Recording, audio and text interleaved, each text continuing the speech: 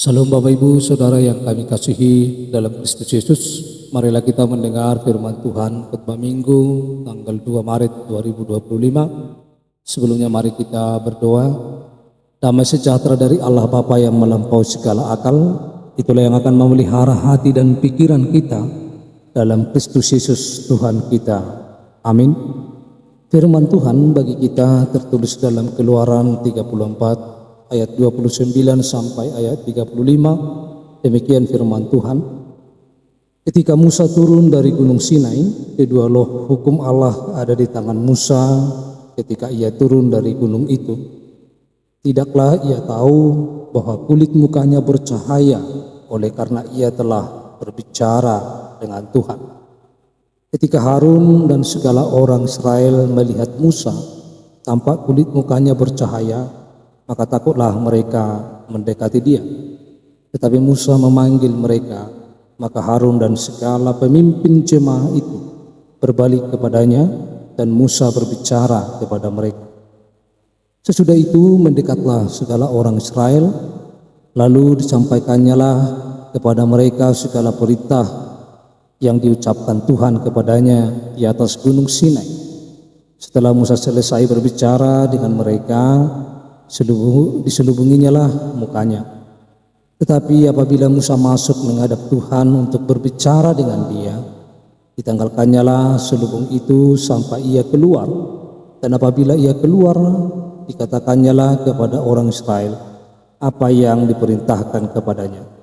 Apabila orang Israel melihat muka Musa, bahwa kulit muka Musa bercahaya, maka Musa menyelubungi mukanya kembali sampai ia masuk menghadap untuk berbicara dengan Tuhan. Demikian jauh pembacaan firman Tuhan. Saudara yang kami kasihi dalam Kristus Yesus, tema khotbah kita menyatakan cahaya kemuliaan Allah. Kita mengetahui bahwa Musa adalah orang yang dipilih Allah untuk memimpin bangsa Israel keluar dari tanah Mesir menuju tanah Kanaan. Dan sebelum Musa memimpin bangsa Israel keluar dari tanah Mesir, bahwa Musa adalah orang yang telah dipersiapkan oleh Allah.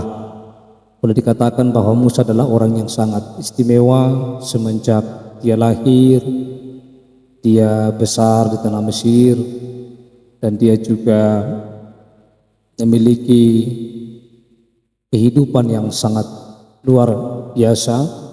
Dia terlepas dari pembunuhan semua anak laki-laki Ibrani, dan dia juga pernah membunuh orang Mesir karena menindas orang Ibrani. Oleh karena itu dia meninggalkan Mesir dan pergi dari sana, dan Tuhan memanggilnya kembali untuk memimpin bangsa Israel keluar dari tanah Mesir menuju tanah Kanaan. Dan Musa adalah seorang yang sangat takut dan dekat kepada Tuhan dalam setiap kehidupannya. Maka Tuhan Allah memanggil dan mengutus Musa memimpin bangsa Israel. Lalu Musa di dalam firman ini kita melihat bahwa Tuhan mempercayakan kepadanya hukum dan perintah Tuhan di Gunung Sinai yang menjadi tolak ukur bagi bangsa Israel dalam kehidupan mereka, supaya ada tolak ukur kebenaran dan hukum Allah bagi mereka. Dan Musa dipilih Allah bukan karena dia orang yang hebat, tetapi itu adalah semata-mata anugerah Allah yang diberikan oleh Allah kepada Musa untuk menuntun umatnya di dalam ketaatan kepada perintah Allah. Saudara-saudara, di dalam firman ini kita melihat ketika Musa menerima 10 perintah Allah ini, bahwa ketika dia bertemu dengan bangsa Israel, bahwa ada yang berubah dalam badannya, dalam fisiknya, dalam kulitnya atau mukanya. Firman ini menjelaskan bahwa dia adalah ketika bertemu dengan bangsa Israel setelah dia berbicara kepada Allah, bahwa ada terpancar cahaya kemuliaan. Dia bersinar, di wajahnya bersinar, yang membuat Harun dan bangsa Israel mengalami ketakutan. Apa yang membuat Harun dan bangsa Israel ketakutan? Hal itu tidak tertutup bahwa manusia adalah memiliki keterbatasan. Manusia adalah yang penuh dengan dosa, yang tidak layak bertemu dengan Allah. Sehingga di sini bahwa bangsa Israel ketakutan dalam bertemu dengan Musa. Ketika Musa berbicara, mereka tidak mampu melihat dan mereka tidak mampu untuk mendekat karena mereka takut. Itu menandakan bahwa manusia adalah sebagai orang yang memiliki keterbatasan dalam segala hal.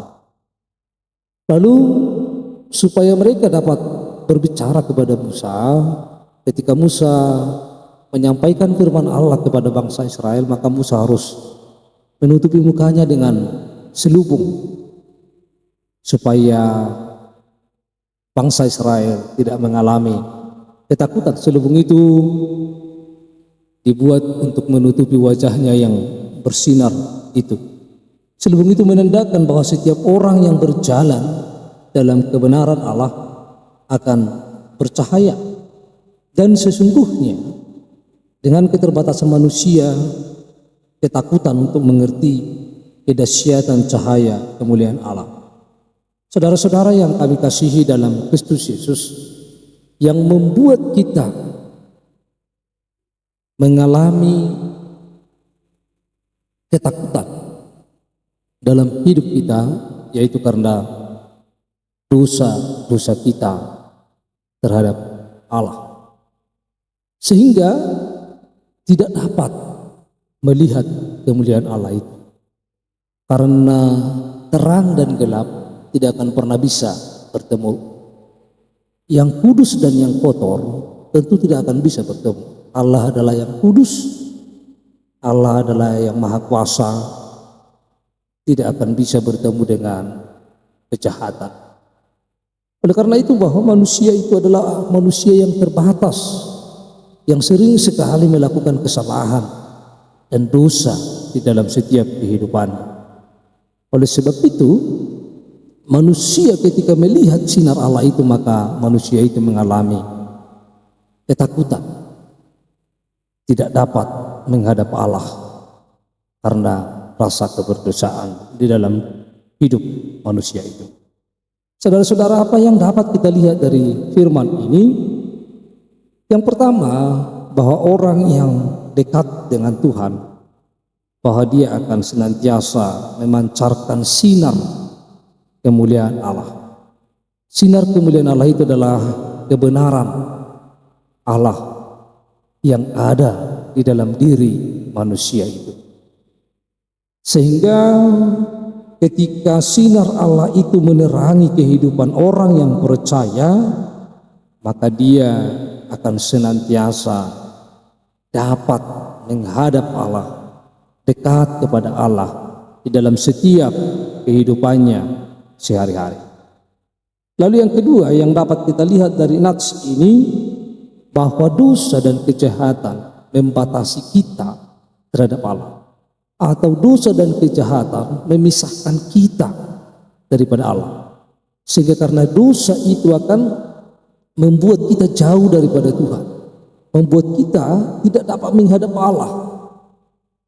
Oleh karena itu bahwa kita harus dapat mengurangi segala dosa kita, karena dosa dan kesalahan kita akan membuat kita hidup di dalam kegelapan, yang membuat kita tidak hidup di dalam terang Tuhan, di dalam cahaya Tuhan, di dalam setiap kehidupan kita.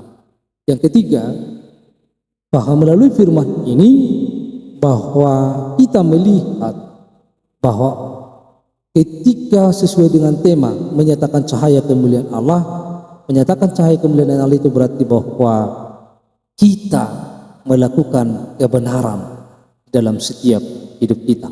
Kita akan memberikan cahaya yang baik perbuatan yang baik, dan segala tindakan kita yang baik di dalam setiap kehidupan kita, sehingga karena kita benar maka kita akan terus bersinar. Maka lakukanlah kebenaran sesuai dengan firman Tuhan dalam setiap hidup kita. Kita adalah menjadi saksi kebenaran di tengah-tengah dunia ini. Kita boleh menyaksikan bahwa Tuhan itu adalah luar biasa, memberikan kasih dan keadilan bagi siapa saja yang mau datang kepadanya. Marilah kita datang mendekat kepada Allah dalam setiap hidup kita. Amin, kita berdoa. Tuhan Allah Bapa kami yang di surga, kami telah mendengar firman-Mu, penuhi hati kami dengan kuasa Roh Kudus-Mu, sehingga firman-Mu dapat kami lakukan dalam hidup kami.